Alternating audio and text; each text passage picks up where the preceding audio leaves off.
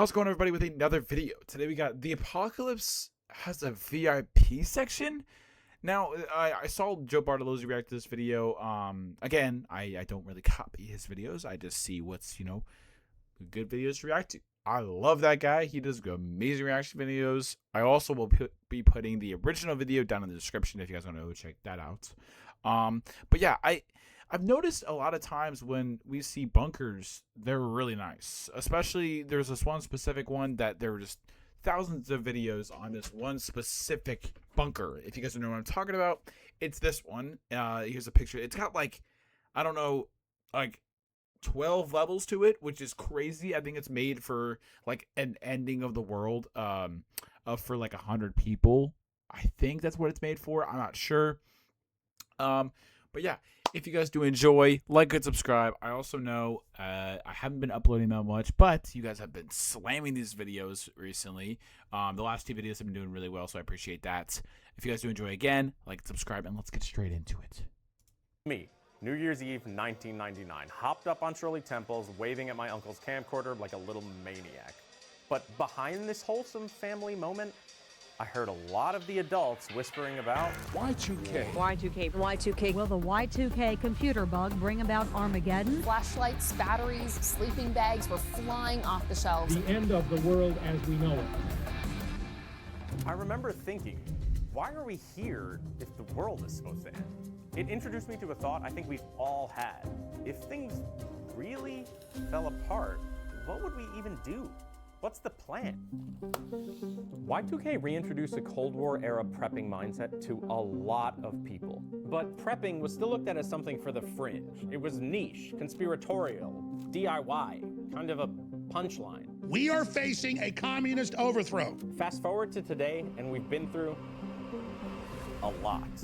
Today, 1 in 3 Americans are prepping for some kind of disaster or apocalypse, which has fueled what is now an I will say, the 1 in 3 people that do prepare for it, they definitely were ready for COVID, because that slammed everything. They were probably told by their family and friends, "Oh, what are you talking about? There's no world ending. There's no quarantine. No, there's nothing." And then the next year, you're like, "Yeah, what about that COVID, huh?" Bro, they definitely got $11 billion industry. Whoa. I spent a lot of time in the different prepping subreddits, discords, and blogs to learn about the community and their mindset that's really driving this industry. There's a product for almost every imaginable scenario. Yeah, for a while after COVID, I think for the first 2 weeks of COVID, everyone was kind of freaking out. I think I saw people make bunkers and shit because it was just so bad. And it was progressively getting worse and worse in the United States. So people were freaking out and making literal bunkers, which is crazy. Relatively affordable. I didn't even say anything about the title. The fact that Apocalypse bunkers now have VIP sections, it's crazy. It's not crazy to say that there could be a point in the world or in the future that those bunkers just turn into another civilization, that a whole state just forms underground. Basics all the way. Call me crazy, just watch it happen. Maybe it won't happen. I'll look really stupid, but if it does, just know I was the one that called it. Okay, I'll get out. This. And you're saying that there's a bunker behind this? Yeah. How much does that bunker go for? This one's about $600,000-700,000. We build bunkers for when the whole world falls apart. Bill Gates has 11 bunkers. He put one at every property he has. Basically, I want to know, and 8-year-old me definitely wants to know, what would I need and how much would it cost me to survive the apocalypse? I think in the future, when I have a house, it depends on where I have the house. If it's in a suburb, I probably won't. I'll have a really nice basement. But I definitely want to have that available space for a bunker, especially when we have war going on right now, with Iran and stuff. I don't know a lot about it. I'm a person that doesn't really get involved with that kind of stuff, and yes, I know it's important, but I don't even know what I just said. I probably said that incorrectly. Don't take that into out of context or anything. But I don't know a lot about it, but those wars that are happening are starting to affect us in small ways that I think could change how people view bunkers in the future. And if that also becomes a thing that, you know, our world's just like cooked, probably just start making bunkers. We have got to the point where literally anybody can build a fully working app without knowing how to code. The current war right now between us and someone else. Who is the other country? Okay, I found this on the web. I was right. Thank you, Lord.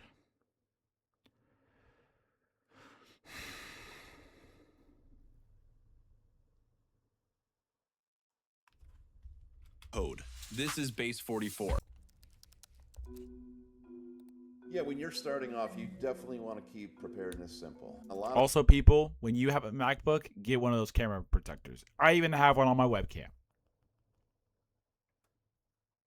Yeah, I'm serious. You never know. People just gravitate towards guns and ammo, but the focus should be on water, food, and electricity. I would, when I get like I said, if I do end up getting a bunker, I don't need this extravagant like $60,000 bunker. I just need shelter, it to be a little comfortable, and it to be, you know, so it doesn't cause anything, and, you know, food and water, obviously. All of these products fall between $0 and $100. For water, there are things like these 60-gallon bladders, water purification tablets, and personal water filters like this Life Straw. God damn. You know when your vape is clogged?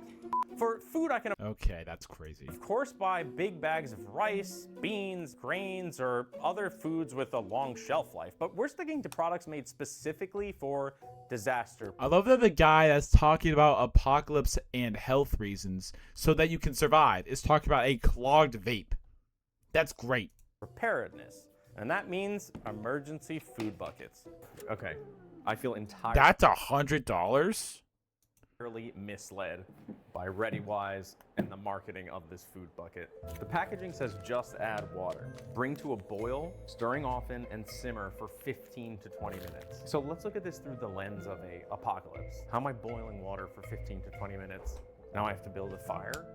This is the perfect example of misleading marketing in the doomsday prepping industry. This is what we're living off of during the apocalypse. Powder. Yeah, I think that's definitely false marketing, especially when, you know, you are already stressed out about, you know, being in a bunker in the first place, or, you know, needing needing a food supply, and it's telling you that you need, you know, certain things for boiling water. A lot of times when people, you know, buy these products, they're not necessarily thinking about what's not actually, you know, told on the box itself. Milk, orange drink mix, and vanilla pudding. ReadyWise, count your days, motherfuckers. Outside of food and water, there are a few other basic prep items you'll find in this price range. A solar rechargeable flashlight, an emergency radio with NOAA weather alerts, there's a reusable respirator, and a magnesium fire starter. So far, this is how much I've spent. That's not necessarily terrible. What the fuck is this big tank though? There are also survival kits you can buy in this $0 to $100 price range. This one has a lot of the things we just went through with some additional stuff. It's a good amount of stuff for $41.99, but the quality doesn't necessarily feel that great. Anyway, it turns out the stuff in this tier sells Yeah, I will say, whenever, this is also to people that are, you know, searching to get like a, you know, kit stuff like this. Whenever you're getting a backpack full of tools, or a backpack in general, and it comes with a bunch of stuff inside the bag, a lot of times the bag itself is the worst product. Everything else is pretty good. It's the bag itself. So I tend to always get like the cheapest looking bag with the good stuff in it, and then get an extra bag. But also make sure the bag's extra, or I shouldn't say extra, a little bigger than the bag you got previously. incredibly well. And since Ready.gov Just in case says I everything should have a doesn't fit. 72-hour kit at home, and a 24-hour kit at work, and a kit in my car, you can already see how all of this ends up costing a pretty penny for someone who becomes obsessed with prepping. And we're at the low price tier. Overall, Scott feels most of these products are Worth having for sure. Does spending more money increase my odds of survival? It depends on what you mean by more money. So, Ooh, $5,000? Is he just gonna go through and see what he can get out of this amount of money? So he's basically saying the reason why there's a VIP section is because it's now getting so expensive to prepare for the apocalypse. Now, as someone that doesn't view an apocalypse happening, I do think you should always have something to back up anything. Like, you should have like 3 duffel bags full of supplies, drink, water, or like an entire like part of your basement just loaded with just a bunch of stuff. Also, make sure it's not a area where it can flood. Now we're looking at anything up to that would suck. $5,000. With food, the cost scales depending on how long you're trying to be covered and how many people you need to feed. This site even has a bundle that gets us in the next price tier. Oh my lord. For water, we start looking at larger scale and more sophisticated water filtration products. There are also larger water storage products. To communicate and stay informed, you can look at ham radios. But he spent $5,000 for this video. Yeah, go subscribe to this guy. Go subscribe to this guy. Also subscribe to me. I would appreciate it. Or satellite phones. Another category of products in this tier that you'll see a lot of sites selling is backup power. We're so dependent. I think everyone should have a, power unit in their house, especially, when like my parents, their job that they need to have power on, days that they're not currently working. So like the weekend, for example.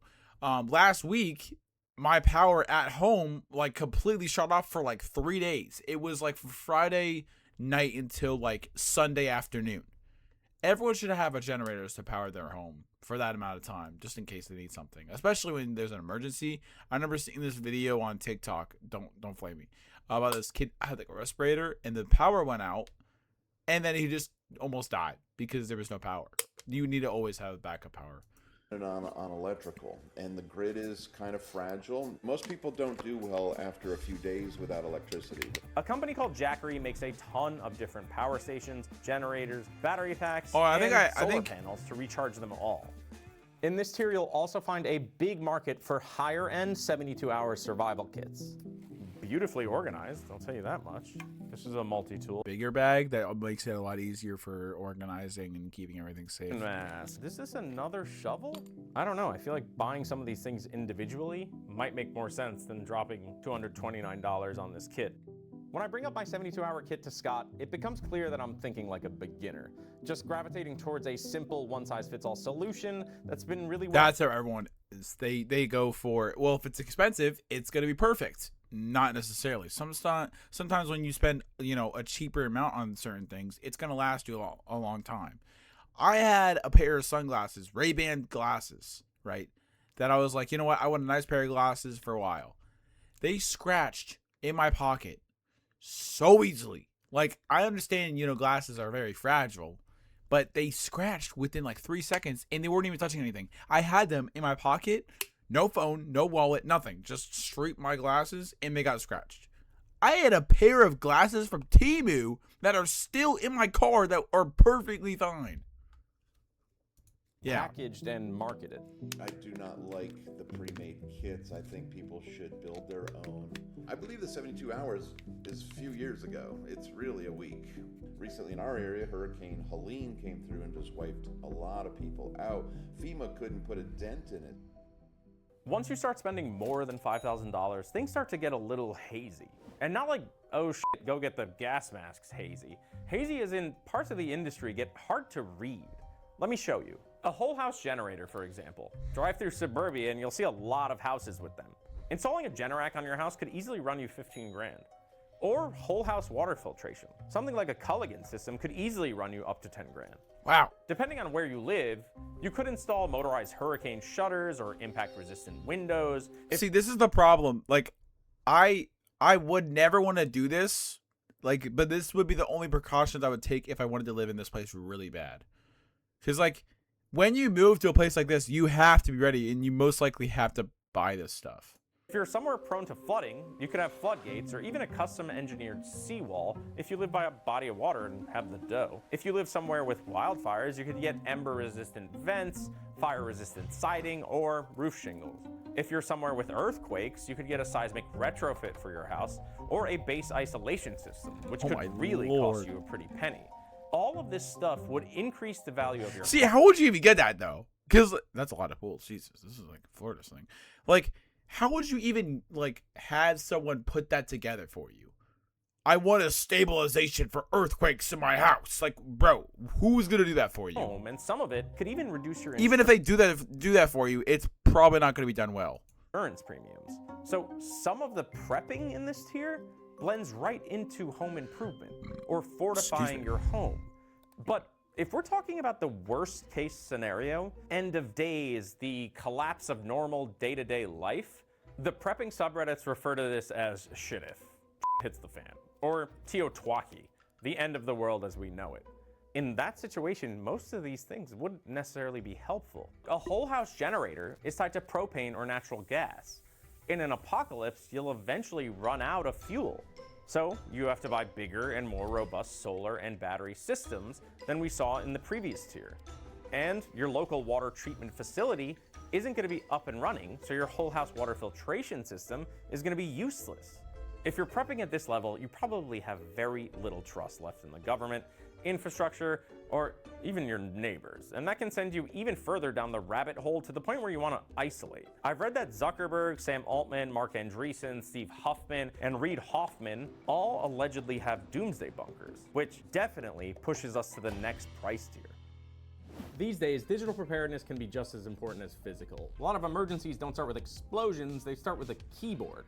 Water treatment facilities, hospitals, and even local governments have all been hit by cyber attacks, which is where today's sponsor, NordVPN, comes in. Brother, I knew this was gonna be an ad when I first saw the music. The music changed in the movie. Say bunker. The top result is, and so that's where we are right now. We're at Atlas Survival Shelters in Sulphur Springs, Texas, to meet Ron Hubbard. These bunkers can range anywhere from $25,000 up to $25 million. What? I was not expecting 25 million. That's wild. What are these bunkers protecting me from that the lower cost products weren't? We're gonna go find out. This looks really sketchy. Ron, pleasure to meet you finally. I'm James. Yeah, hey. Good to meet you. What's that for?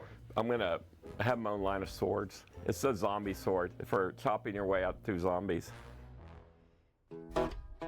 What I'm selling is a feeling that you are going to be a survivor. Imagine being on the Titanic and you know that one boat is designated for you and your family. What types of events would these bunkers protect you? I like this guy though. I thought this was gonna be sketchy. I messed with this guy. This guy looks like he's prepared for everything. We emphasize that our bunkers are built to be NBC proof, which means nuclear, biological, and chemical. So you could go in there for any reason, including tornadoes, hurricanes, or even a civil unrest or people driving around trying to shoot holes into your house. And now it was time to go see one. A builder is building. I'm curious to see one that's houses. 25 every million. Single house will automatically have a movie theater in it that will also be a bomb shelter. Ron's bunkers have become popular because they're dual use. Everyday luxury on the surface, doomsday bunker when shit hits the fan. Let's go.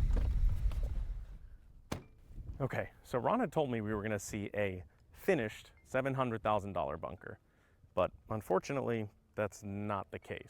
He brought me to a new construction though, that's apparently gonna sell for $1.6 million. And part of this construction, right by that dirt mound over there, is a $700,000 underground luxury doomsday bunker. Let's go check it out. That thing looks small for $750,000. Now, remember, I'm going to give you footage of a finished one that you can edit it in, okay?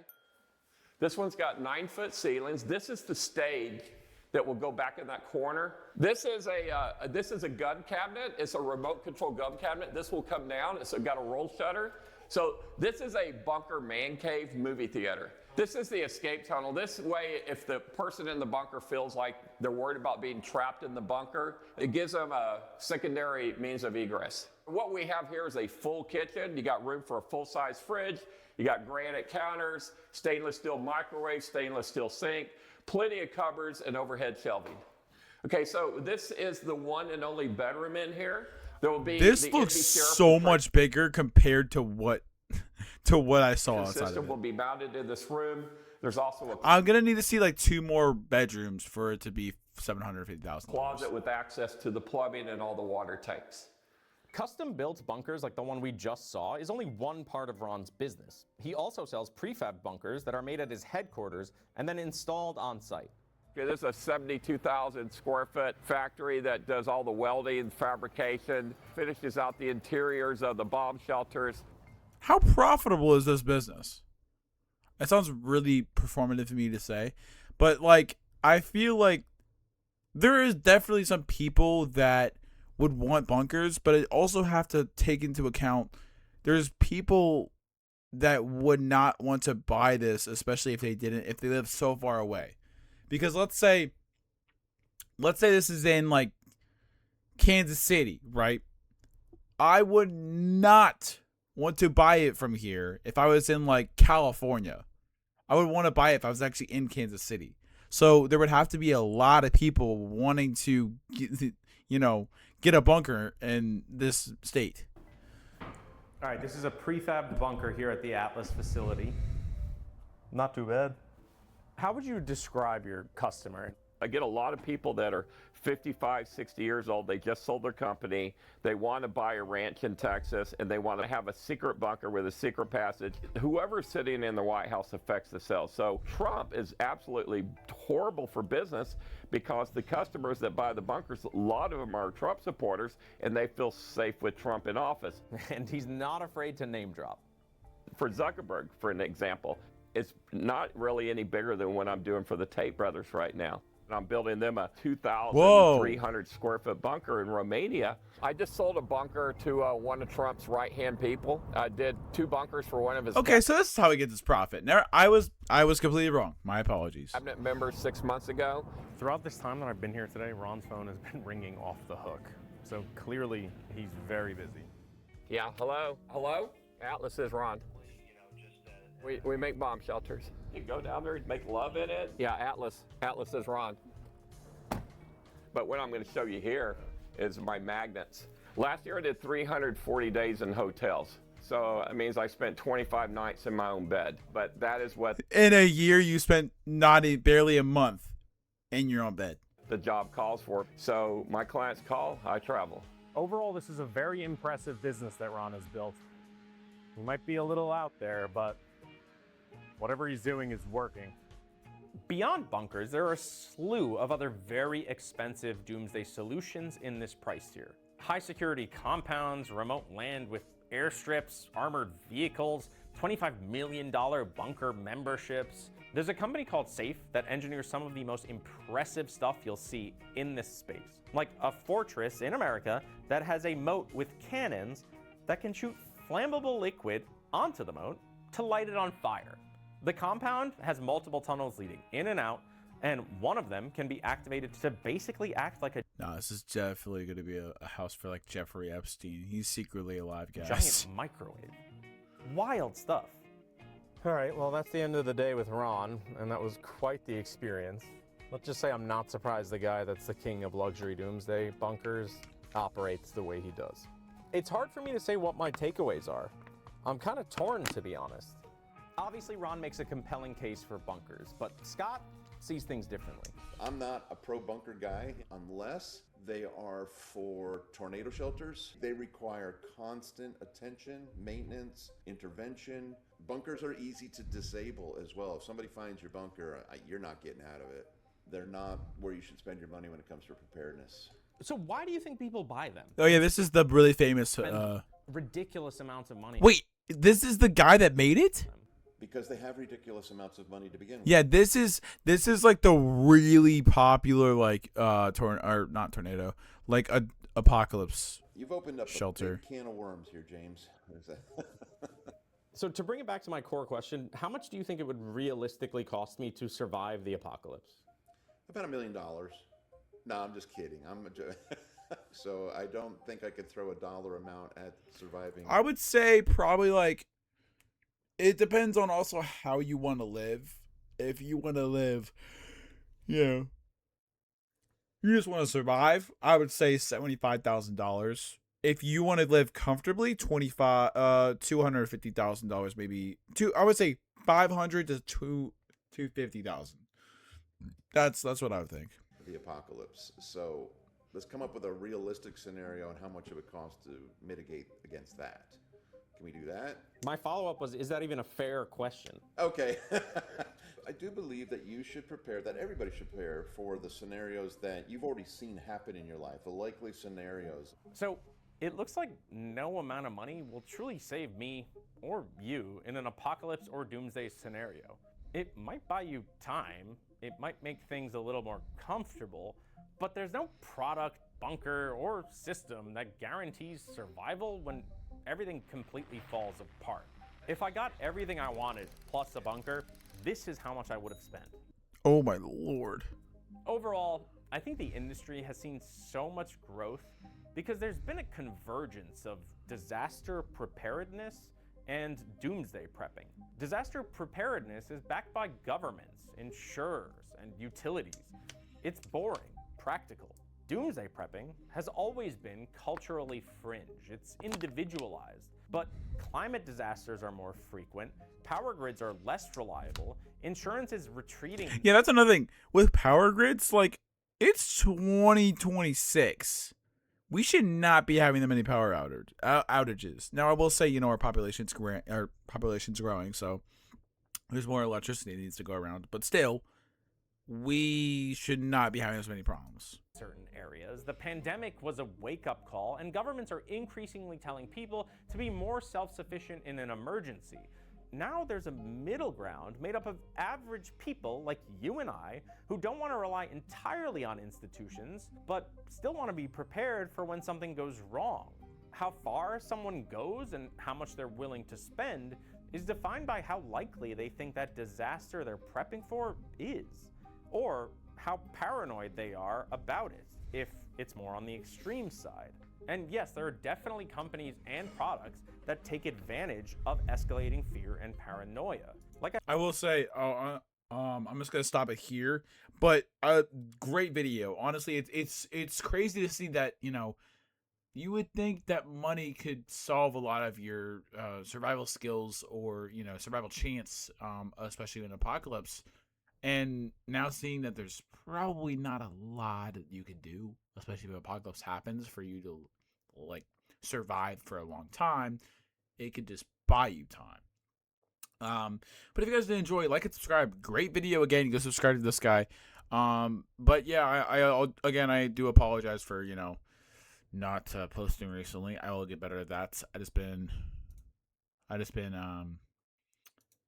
haven't been busy. I've not been, free. I have not been free for a while. So, but if you guys did enjoy again, like and subscribe, and I'll see you guys next one. And as always,